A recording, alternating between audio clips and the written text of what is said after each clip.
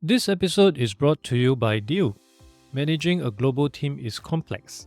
Deal makes it simpler with payroll, HR, IT, and compliance, all in one place. That's why over 35,000 businesses trust Deal to hire, pay, and manage teams worldwide. See how Deal works at deal.com/Adrian Tan to learn more. That's DEEL.com/ADRIANTAN. Deal, your forever people platform. Hello, Nancy. Thank you for making time today. Hello, Adrian. Nice to see you face to face again. Yeah, although I much prefer to see you in real life, since we are so close by. But I don't have money for a podcast studio, so this is the best that we can do. Now, I actually went through some of my past episodes. I was trying to plot. Would you possibly be the guest that I known for the longest time? And it seems to be the case, leh. Oh, really? Yeah. Do you recall when do we get to know each other? I think I vaguely still remember. I think we knew each other from an event. I think like some startup event back then when I was still active in the startup scene.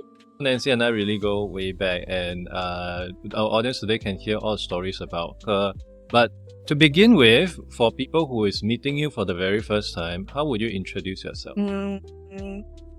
I would introduce myself as a mompreneur, also an educator.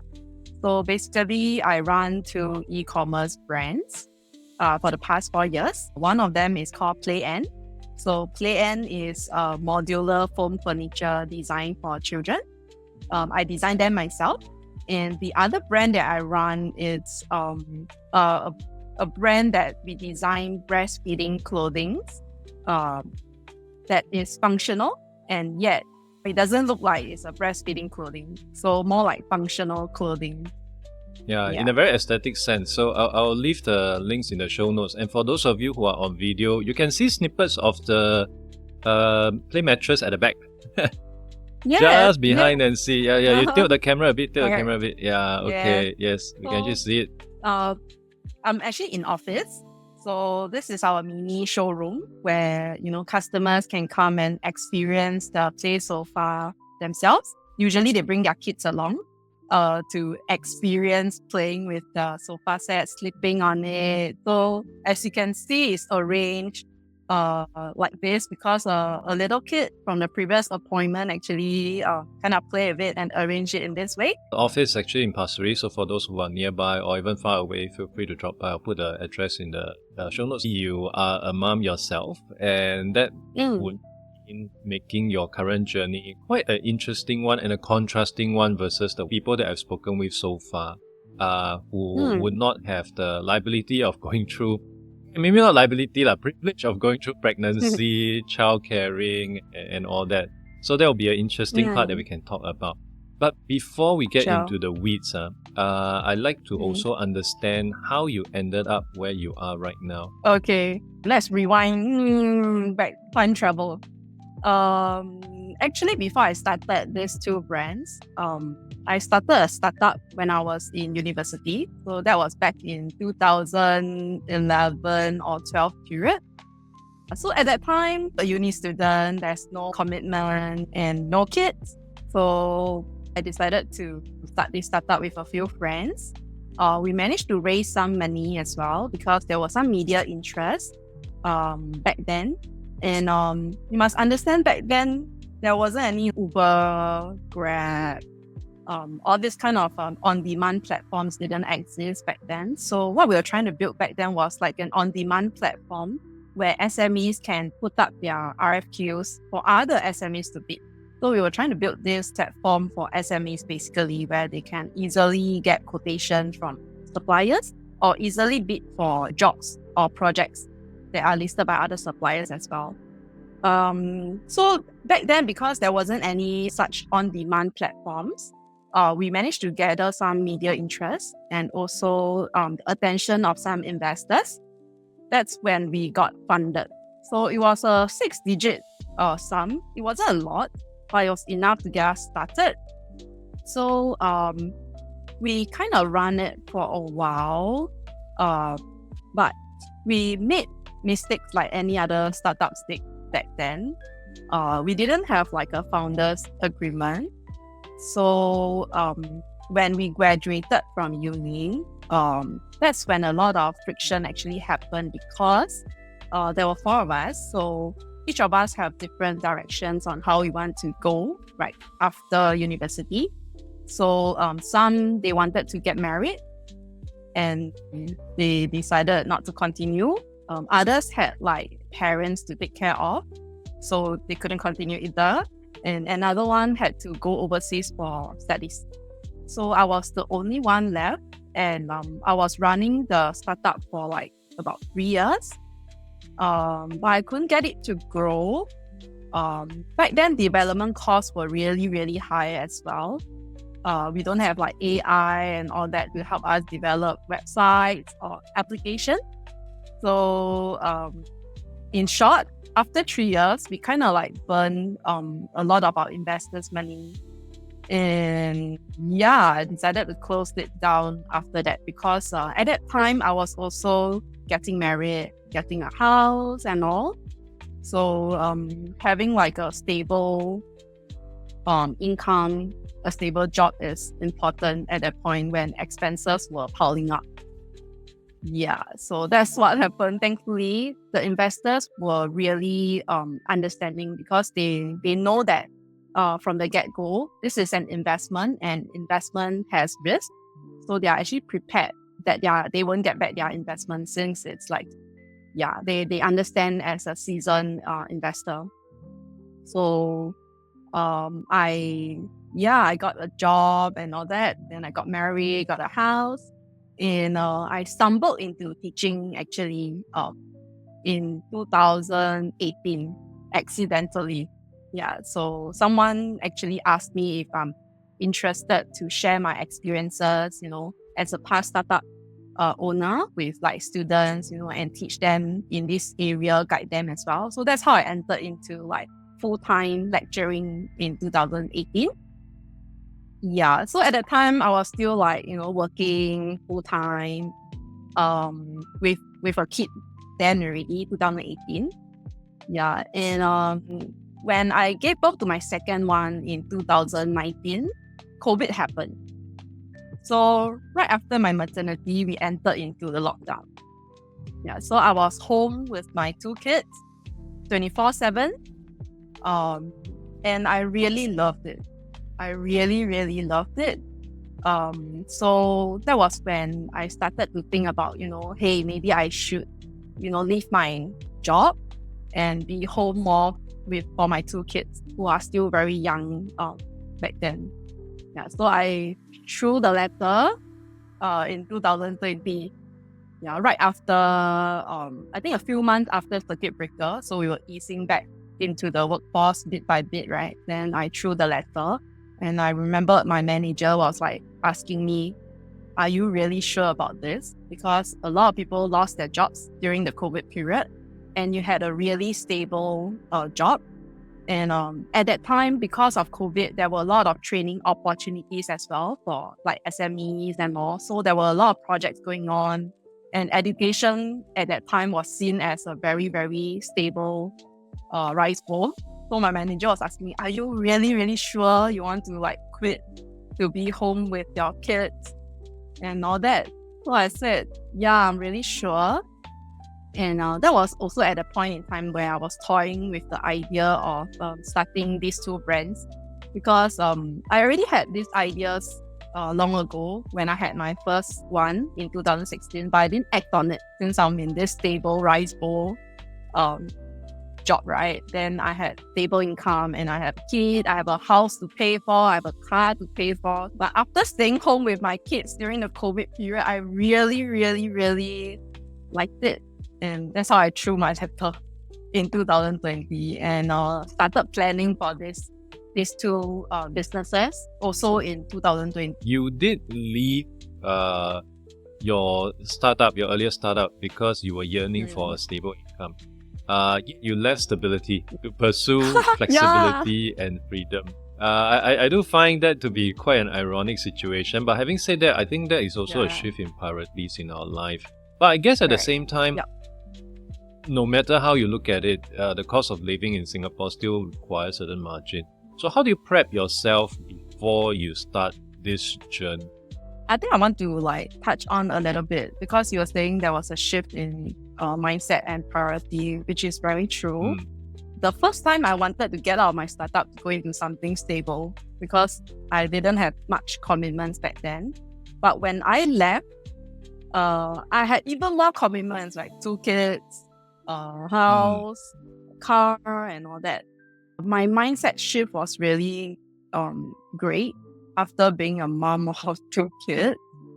I realized that we actually don't need a lot materially to survive. Although, the cost of living in Singapore is really high. But I actually worked it out with my husband before I quit. And I said, hey, I want to leave my job to be home with our 2 kids. And can we work things out somehow? So at that point in time, we were actually in the midst of selling our house and buying a new house. So there were actually a lot of expenses coming up. And to be honest, we were actually looking to upgrade from a HDB to a condo at that point in time before I quit. So we were looking at only condos in the East area because we wanted to prep for primary school as well, right? So we were only looking at condos, blah, blah, blah. Then when I left, we actually sat down and said, okay, hey, we're going to put this upgrading dream thing on hold and let's settle for a resale flat instead, which is still in the East, but it's much, more affordable given that we are not a single income family, right? So we actually decided to upgrade to a bigger resale flat, but it's still cheaper so that in case of anything, at least we know that our housing loan is at a minimum that we can afford if anything happens to either of us. So we actually buffer for contingencies, instead of wiping out our CPF, like how a lot of people do, right, when they pay for another house, we actually kept a portion of our CPF to pay for at least 3 to 5 years of the housing loan, the mortgage. In case both of us, anything happen, at least our house, we can still pay for it using purely our CPF savings for 3 to 5 years. So we actually made a lot of changes in our priorities and our dreams, so-called, the Singaporean dream of upgrading to a condo. So that's, I won't call it a sacrifice actually. We are happy where we are because we are not in a lot of debt. We only have our housing loan, which is, I think, comparatively quite low to other people. And also a car loan, which is going to be fully paid for soon. So that leaves us with the assurance for me to venture out again into these 2 things. When I left my first business and decided to become a career coach, major adjustment. The car has to go, the penthouse. I think to some extent I try to bring that practice to where I am right now. Because for people who may not know, I have 4 kids. So that's a lot of mouth to feed. A lot of times I try to remind myself constantly, and I think my kids are the best reminder. Try not to go excessive in stuff. If I don't remember wrongly, my last episode I was wearing the same t-shirt. But I think that also allow you the flexibility to, of course, pursue what you're interested in. Which honestly, I don't see that opportunity in many Singaporeans. But many of them are just going through the rat race because no choice lah. I need to service my condo. I need to maintain my BMW. And things just keep going on. Every time you meet them for dinner, for supper, or whatever, just hear them complain about their job.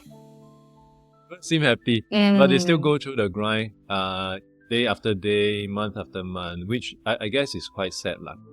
Which I hope the purpose of this podcast is really to provide people with that understanding that it is still possible. Of course, there are some things you need to adjust along the way, but it is entirely possible if you are willing to make that adjustment. So going back to what you're currently doing right now, it is also very different from what I see in many other people. By the way, Nancy actually appears in my book as a case study, No More Bosses. And one thing that stood out for me across all the other case studies that I have is all the other case studies are service related, which I guess is very easy. Even for myself, the key thing that I peddle is I do have my book and digital course and all that, but it's still very much largely service related because there's no inventory to be. I'd like to understand why you decided to go to something which I guess from an outsider perspective to be higher risk because you have inventory to deal with, what if you cannot clear inventory, supply chain and all that. What are some of the differences between this versus, of course, going straight into services, and how did you eventually make it work? I didn't deliberately think I want to get into a product business, versus a service business. I actually started these two brands to solve two problems that I had during my parenting journey. So I was thinking if I as a mom face these problems that a lot of people don't really discuss, then there could be other parents out there who are facing the same issues as me, and I would like to be, provide them with a product that solves their problems. So for Playand, because it's modular, it's soft furniture, right? I actually designed it for my daughter because she has very severe nosebleeds when she was 2 years old. So I couldn't buy her normal bed frames because if she hit herself gently even, I'll wake up with a bloodbath on the bed. We made a lot of lifestyle adjustments as well. We threw away a lot of furniture in our old house because even a slight knock sets her bleeding. And the turning point came when I actually had to call an ambulance on her because she couldn't stop bleeding for half an hour. Yeah, no matter how much first aid we administer, ice pack, pinch the nose, nothing works for half an hour. Half an hour, a lot of blood. Yeah, it's a lot of blood. So it was all over the floor, her body, her face, all over me as well. It was very traumatic, honestly. So that turning point, got me thinking, hey, I really need to have something that is safe for her to sleep on, play on, and it's still fun for her. I didn't want to remove that joy, right? Because I actually totally removed all her soft toys. Yeah, it's quite sad, right? To a kid 2-year-old, she couldn't understand why mommy kept all her soft toys, locked it up or something. She didn't have a single soft toy because it caused her to bleed. So I came up with this idea. It's not totally new. In fact, I actually wanted to buy a set from overseas, but they were too big and didn't fit my requirements. So I set out to design my own and got it manufactured. And yeah, she's been sleeping on it since then, actually. She's still sleeping on it. She's already turning 9 this year, and she's still sleeping on it. Yeah, so I think that's a very powerful testimony, hey, it works, that she can play in the day and then at night she can sleep on it. So as you can see, here, it's arranged in 2 mattresses on the floor, so it's safe for her. Even if she rolls off the furniture, right, she won't bleed herself to death, from hitting herself too hard. Yeah, so that's the story of Playand, how I got started. For a mighty mom was because of this problem that I faced while breastfeeding my kids. I always forget to bring my nursing cover out. Even when I was nursing my firstborn, that was 8-9 years ago, right? And when I walk to the nursing room, it's always full or locked. And then by then I have a crying, wailing baby in my arms who is very hungry, but I couldn't feed her out in the open because I forgot my nursing cover. So I thought hey, why can't I use an existing piece of clothing on me, right, to be a nursing cover? So that's how the thought of, designing functional clothing that doubles up as nursing cover came about. Because I'm sure I'm not the only one who faced this issue, forgetting nursing covers, nursing room always full. when you order your food, right, and your baby starts to want to feed at that exact moment when your food comes, and you have to leave the restaurant, to go find a nursing room and all that. So these are all unseen inconveniences that I don't see it broadcasted on social media, because like on social media, everybody wants to portray like a confident like mom breastfeeding successfully. But actually it's not the case. I faced so many issues in my breastfeeding journey, and this inconvenience alone is enough to actually trigger me to do something about it. So I designed this clothing, which I'm wearing now as well, which you can also wear it after, because I realized from my first breastfeeding experience that I threw away a lot of breastfeeding clothing because they look like they are meant for breastfeeding. Like there were holes here, there were some buttons here, there was zip, like obviously for like opening it up. So I didn't want to still wear it after. Yeah, so that's how Mighty Mom came about as well. Purely just to solve the problems that I myself face as a parent, actually. So I didn't really deliberately choose, I want to go into product, I want to go into service. Yeah, so it just happened that way. In the startup world, there's a saying, you to learn how to eat your own dog food, which means you have to be the user of your own produces. And I think that is the best example that I can see, because you have their own problem, you try to solve it, and of course, having a sense that other people may also have the same problem, and that in itself would propel. And yes, a lot of struggles that we have in real life does not make it to Instagram unfortunately. So there are many struggles that many people have, and to what you said earlier on, those are actual struggles that people would have as well. I do want to also understand about more on your current business philosophy, so to speak, because you are one of the more unique guests that I have that has that is a serial entrepreneur, so to speak. Because this is your second rodeo. How has your experience with your first one informed how you set up and rate your current one? Actually, that's a really good question. I think somebody asked me this question before recently when my first startup failed, because I actually burned somebody else's money, 6 digits of it, right? And it didn't feel very good. That guilt I carried with me for even up till now, actually. Even though they forgave and said it's okay, but that actually made me feel more guilty. Could the outcome be different and all that? So with that guilt, right, I entered into these two businesses with a very clear mindset that I wouldn't get any investment from investors. Yeah, I will bootstrap my way through, and just fund everything myself without having to, repeat history. I mean, statistically, we know that 99% of startups or businesses will fail, right? So, the chances of my businesses failing is higher statistically. So, I didn't want to repeat that trauma of having to burn somebody else's money. So I actually bootstrapped my way through right from the start. That kind of shaped my philosophy a little bit. And of course, there's only so much money that I have, right? It's a finite amount that I can pump into the business and all that. But with the amount of effort that I put in, I think I'm happy where I am. I mean, it should have grown faster than, it should lah. But my priorities are my kids.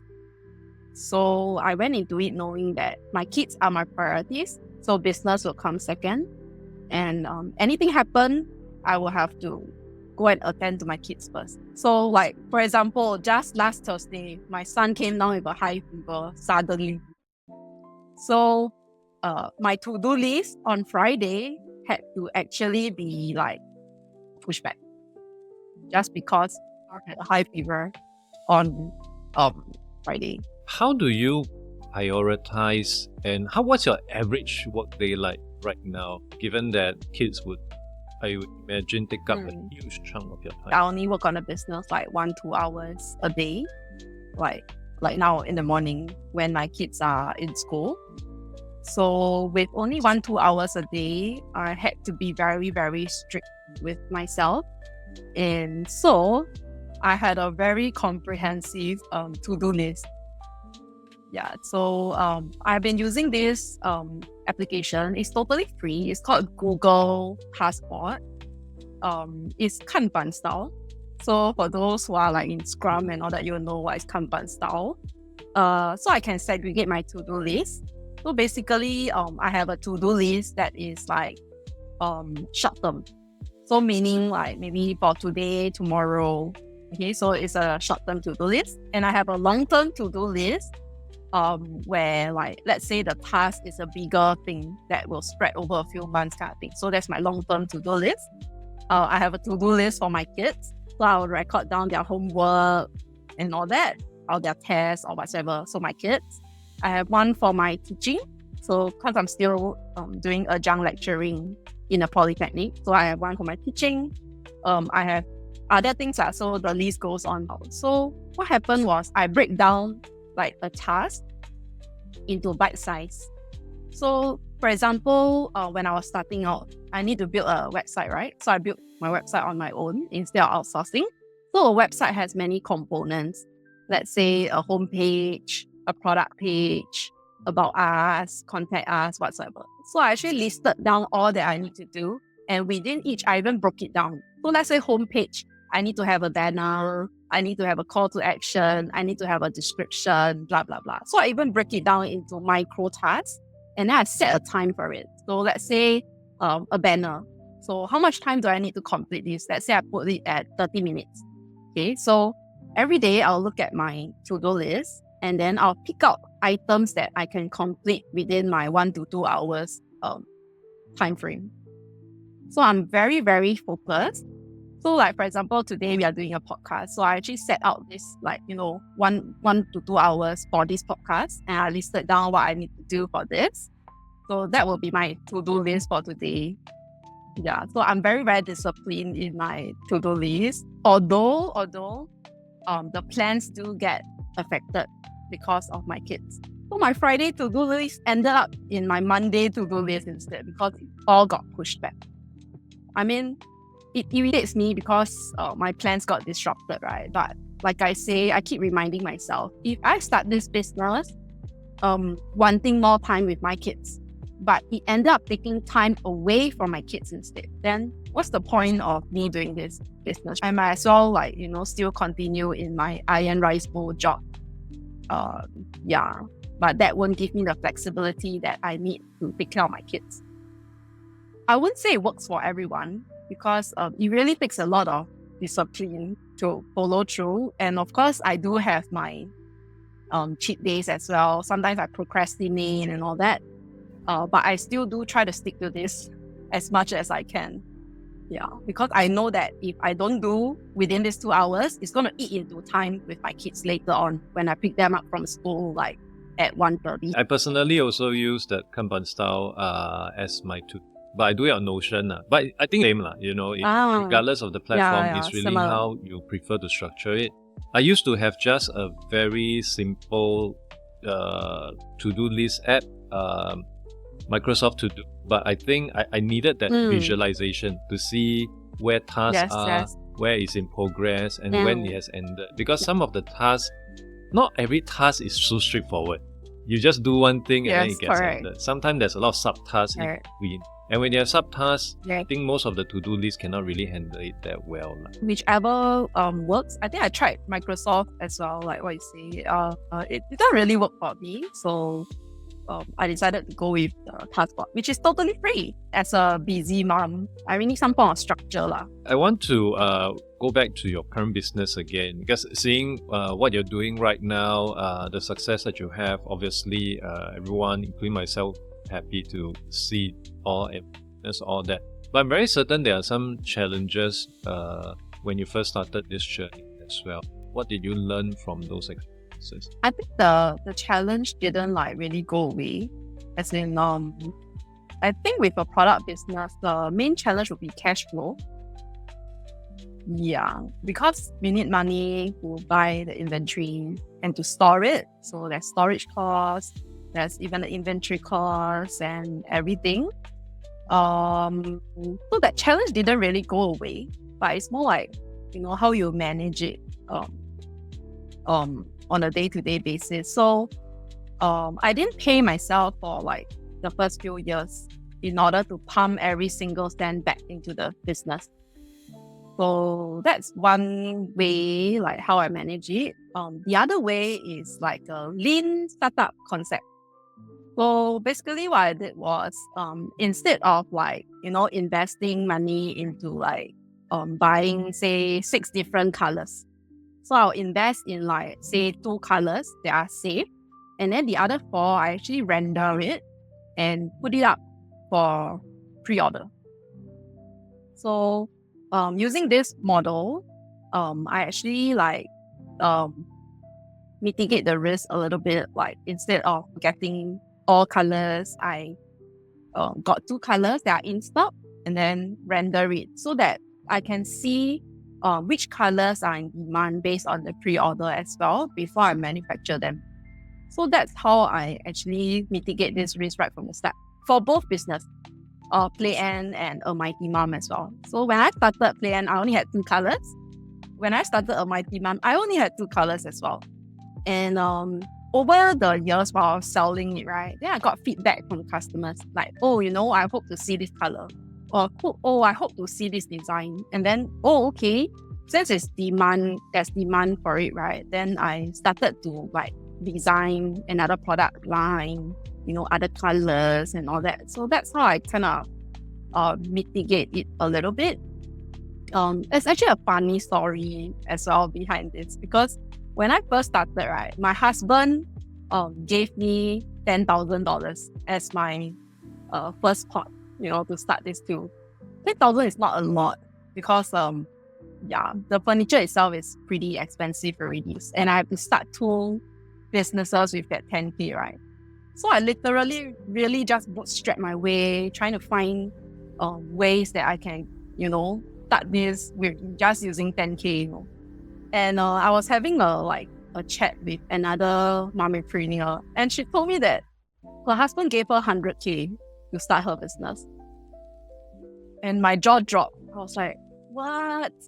Then I went back home and I was complaining to my husband. I was like, hey, so-and-so, her husband gave her 100K leh. Then what about me? You only gave me 10K. So he was like, you know what? You grew that 10K into something more, right? And I was like, okay.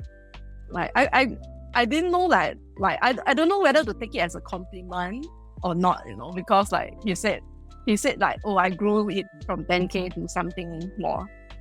Yeah, but he only gave me 10K. So yeah. So that was a funny story like how, he only gave me 10K. But with limited resources, that's how you actually can be more creative with it. Yeah, I think. So I guess I still carry that with me today, that mindset. I have limited resources. So what can I, spend that limited resources that I have to grow the business? Yeah, so I still carry that mindset with me until today. You draw parallels to the recent AI revolution when DeepSeek came onto the scene. And because of sanctions and all that, they do not have access to the top tier GPU. So they have to run their AI model in a very different manner. In a way, they also bootstrap.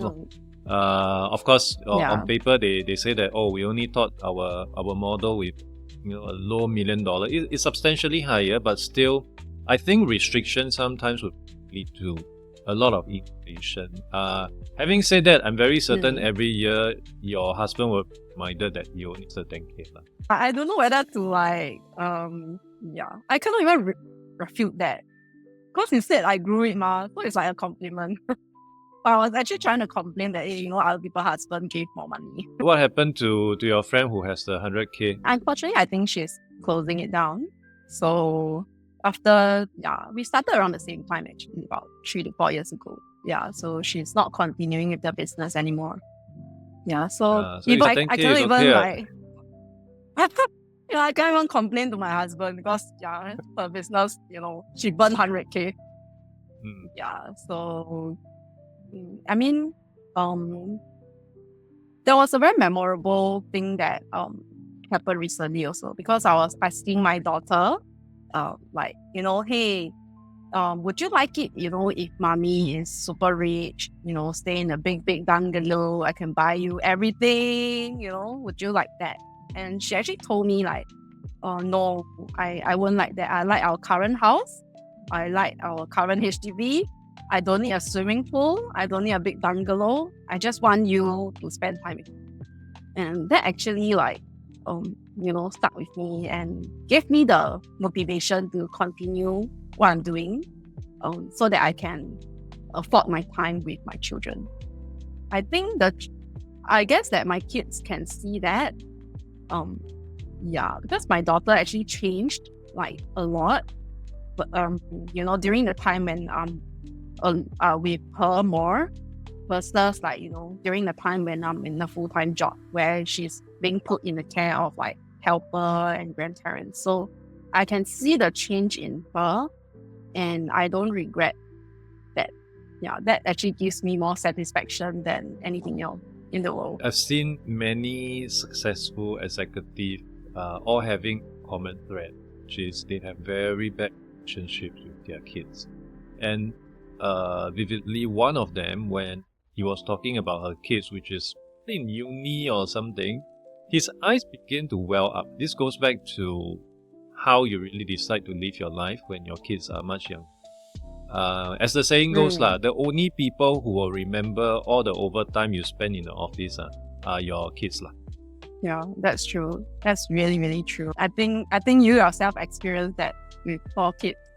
Yes, but having said that, I always tell people with 4 kids, your standard is slightly lower because you need to maintain the sanity in life. 4 kids, you go out with them, you don't care about matching socks, matching wear. You just, okay, you got wear underwear, okay, let's go. So the expectation is significant. Now, in your current state of affair, everything seems to be doing really well. I follow your Instagram. There's a lot of publicity. You are also recently in one of the IWD campaign, which we can share more later on.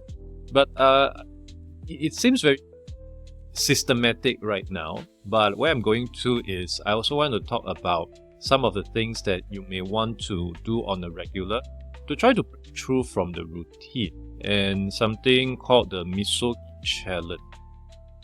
Yeah, maybe you could explain to our audience what is this Misogi Challenge, Adrian? You see me like that, right? But maybe 80 to 90% of my time I'm in my PJs, chasing after my kid, like their homework, or bringing them back from school, bring them to school, bring them for classes. So I do feel like sometimes I'm not worthy of all this because, like, 80 to 90% of the time I'm just a mom. I'm just a regular mom, in my PJs. I think this morning when the childcare teacher saw me, they were like, "Oh wow, you're all dressed up and all." But actually, like 90% of the time when I fetch my kid, I'm in my PJs and all that. So imposter syndrome really starts to set in sometimes, like especially when you see like peers, climbing the ladder, doing really well in their careers and all that, and I'm still here.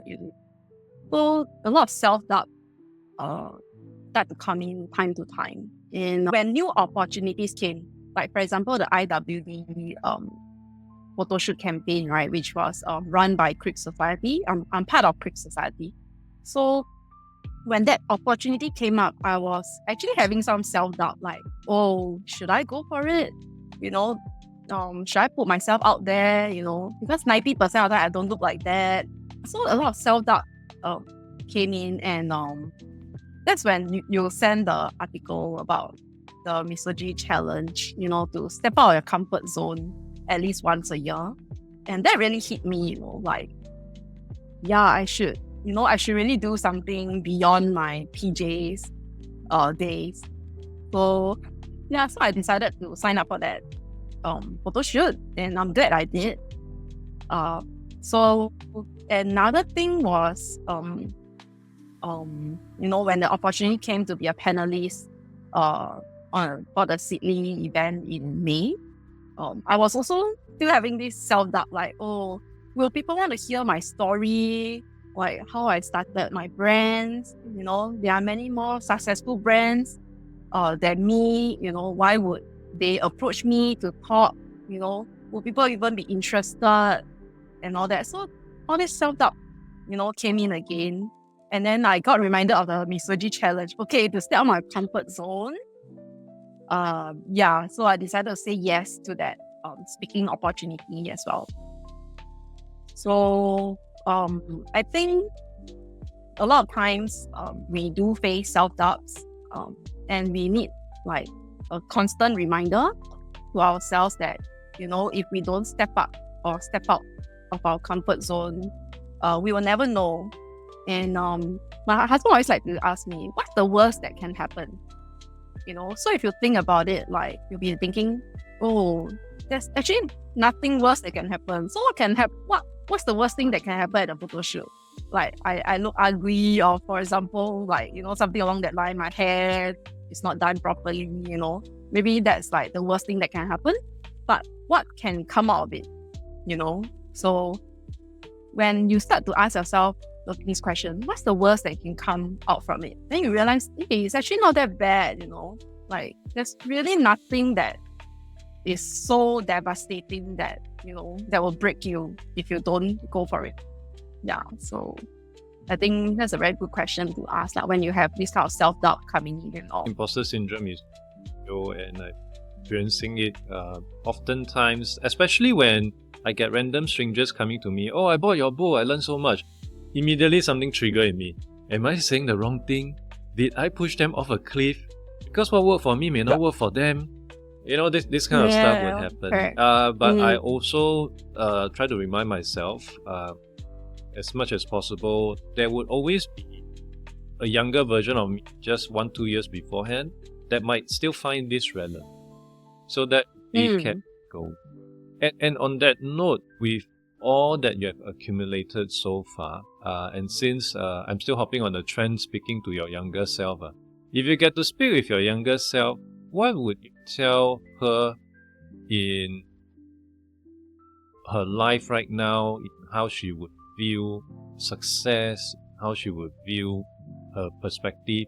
If I were to speak to my younger self, I would tell her that, it's okay, that whatever you're facing will soon pass, and the experiences that you get, could comfort somebody else, or, like, provide advice to somebody else. I mean, it need not be like in business. It could be in other ways as well. Like, for example, I had a health scare recently, like 2 years ago. I discovered a tumor during a routine checkup, right? And during that period of waiting for the results, like, whether it's cancerous or not, I really reflected a lot. Like, is the business really so important? Like, what is more important, my health, or like being busy over, like, growing the business? So, I mean, as a young mom, being faced with that kind of health scare is quite scary, because a lot of thoughts went through my mind, like, what will happen to my kids? What will happen to my husband? And all that things. What will happen to my parents? So, thankfully, it's not cancerous. But that actually, that experience actually shook me quite a bit. And not long after, a friend confided in me that, hey, she discovered like something in her as well. So I actually understand what she's going through, like the waiting, and all that fears, because she's also a young mom to a kid. And I can actually share from what I've been through. So that provided comfort to her. Yeah, so if I were to tell my young self, I would say that it's okay, whatever you're going through, right? Somebody else would go through that in future, and you'll be the one who can comfort that person at that time. And only you can do it because you went through the exact same thing. So be it in health, be it in business, in whatever. So I think, yeah, that's what I want to tell my younger self. The thing about our younger self probably is we are all bumbling in the dark, really sure what is going on, are we on the right direction? It's tough to find that direction. But I think what my previous guest, Ezekiel, said well is just be directionally correct. You can't really know exactly what your goal would be, but be directionally correct. And of course, do your best lah. Don't half-ass whatever journey or direction towards. But on the healthcare part, I can completely relate. As the saying goes, a healthy person a healthy person wants a million things. An unhealthy person only wants one thing. And I personally also went through it as I was lying in the ICU after having surgery. So having that thought would be very, I guess, reflective of what is important in life. Which in your case, with your kids, your family, which led you the path that you're going through today. And for people who are sitting on the fence, hearing your thoughts, people who may also mother like yourself of young kids who are keen to become mumpreneur, what are some advice that you have for them in moving ahead or to ponder through as they decide if this is the right direction? I won't advise them to jump straight into it. I would ask them to actually kind of discuss with the husband first and family, because your decision doesn't affect or you have your husband, you have your kids, to support. So I think having consensus on your direction is very important, and the support, and also iron out every other issue first, like finances or goals in life. For example, me and my husband, we are very clear, okay? So we let go of the upgrading dream, right? And we just settled for a house that is convenient for us, near school, and all that, with a low housing loan that we need to service. Yeah, I think that lifestyle change really needs to be discussed and understood by people who will be affected by your decision. Now, even your kids as well, if they are old enough to understand, hey, I'm suddenly going from berries to a tuition at the CC, for example, then there's a change, right?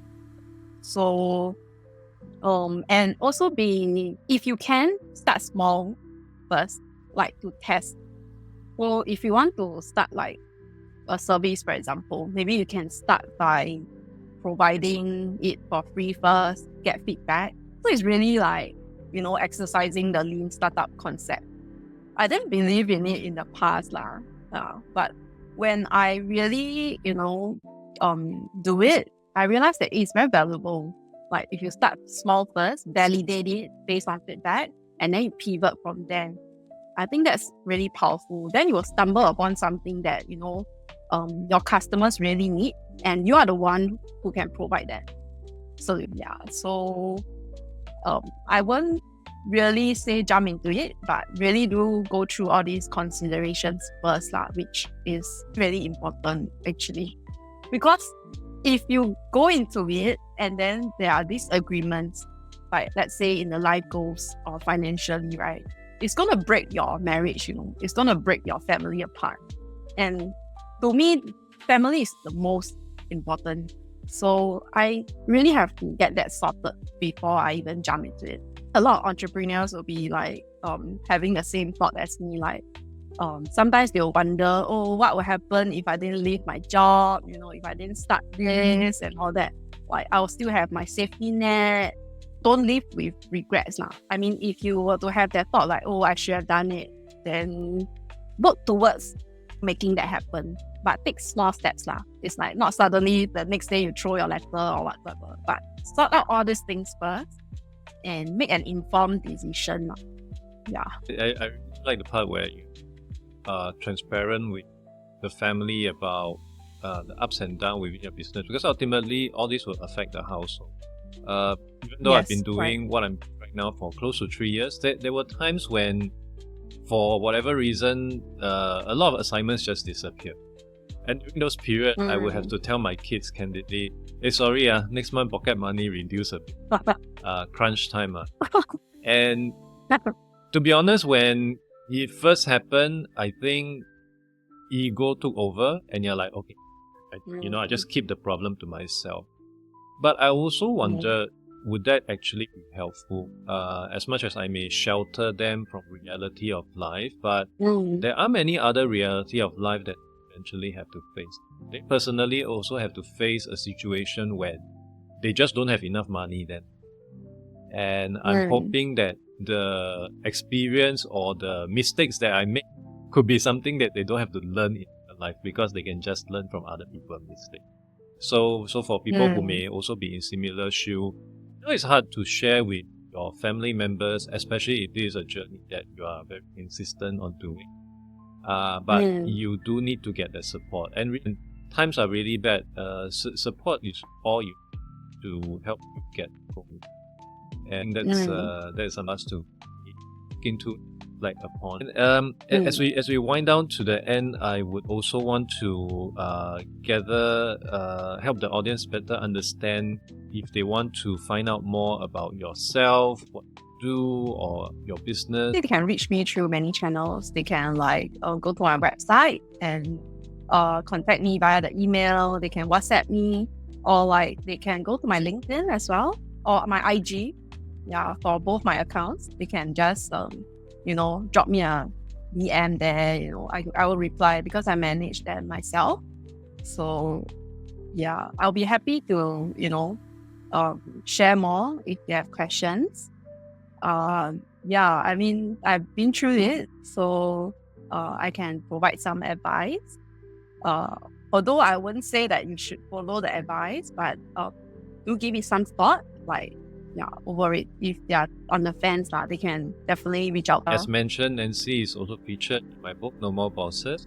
Plus, if you want to see her in real life, she will be at the Sydney Finance Festival. I think that's what they call it.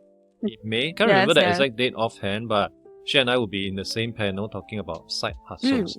So I'll leave the link in the description as well, and I think they have some promo code, so do check it out and see if it's still available. And with that, Nancy, thank you so much for coming on to the show. Always lovely speaking with you, and I will see you in person very, very soon. Yes, let's catch up.